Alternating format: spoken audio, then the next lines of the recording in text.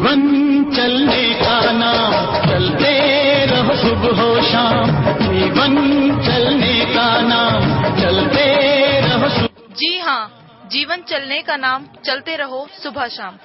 शरीर को सुन्न कर देने वाली इस ठंड में जहाँ लोग अपनी जेब से हाथ तक नहीं निकालना चाहते, वहीं उत्तराखंड के काशीपुर में 5 साल की मुन्नी इस ठंड में सड़क चलते लोगों का मनोरंजन कर रही है। खेलने कूदने की उम्र में यह मासूम अपने परिवार का पेट पालने की जिम्मेदारी निभा रही है। 12 फुट ऊंची रस्सी पर चलती है और साथ ही विभिन्न प्रकार के खेल दिखाकर लोगों का मनोरंजन करती है। मुन्नी के पिता मिंटू का कहना है कि इस खेल को वे पुराने समय से पीढ़ी दर पीढ़ी करते रहे हैं। जीवन चलने का नाम, चलते रहो सुबह हो शाम। तो अभी 2 साल हुआ सिखाया हुआ है। अब पेट के कारण भाई साहब कहीं न कहीं 2 रोटी कमाने के बाद यहाँ कभी वहाँ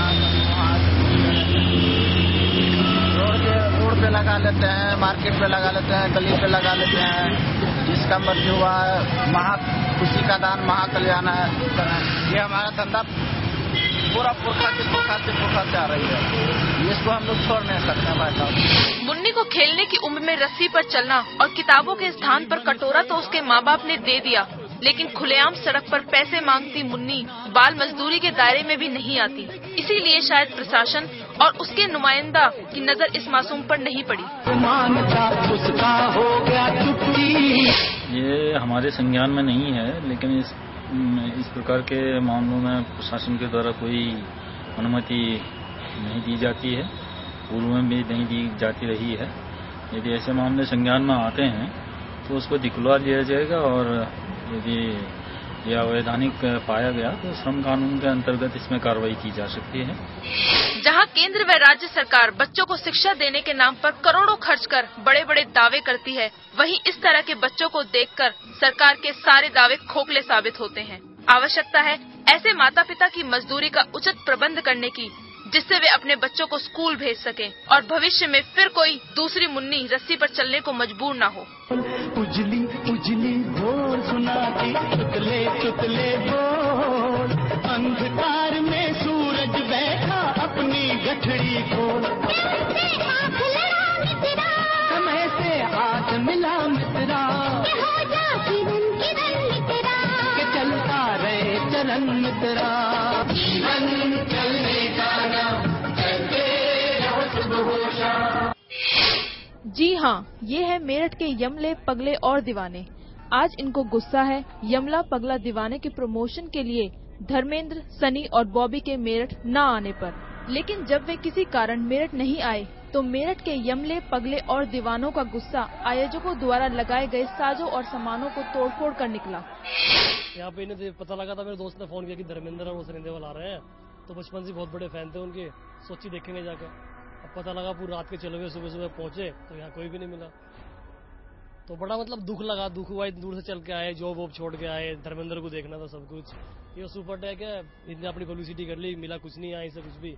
मतलब लोग बाग आए, परेशान हुए, बस ये बहुत बुरा लग रहा है। मतलब मामला मेरठ में एक प्राइवेट बिल्डर द्वारा इसका आयोजन की तैयारी से जुड़ा है। निराश दर्शकों ने यमला पगला दीवाना के मेरठ न आने पर तरह तरह की बातें की। उनका कहना था कि वो ठंड में पगलों की तरह खड़े हैं, लेकिन वो नहीं आए, जबकि कुछ का कहना था कि उन्हें नहीं आना था।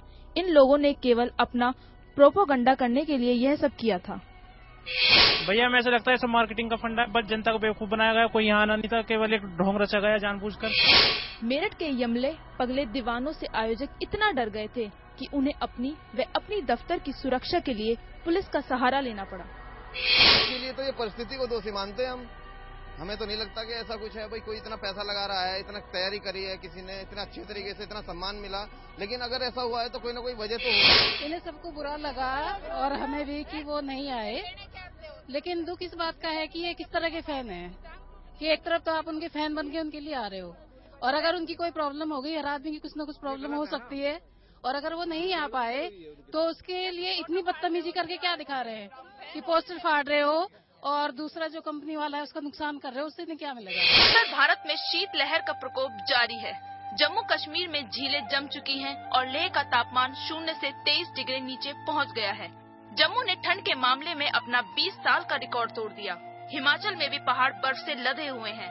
शिमला व कुफरी क्षेत्र में तापमान औसत से भी नीचे चला गया है। चंडीगढ़ का अधिकतम तापमान 7.4 डिग्री सेंटीग्रेड रहा। देश की राजधानी दिल्ली में भी ठंडी हवाओं ने ठिठुरन को बरकरार रखा और घने कोहरे के कारण ट्रेनें लेट चल रही हैं। कईयों को तो रद्द भी कर दिया गया तथा स्पष्ट दृश्यता कम होने के कारण कई अंतर्राष्ट्रीय उड़ानों को रास्ता बदलना पड़ा।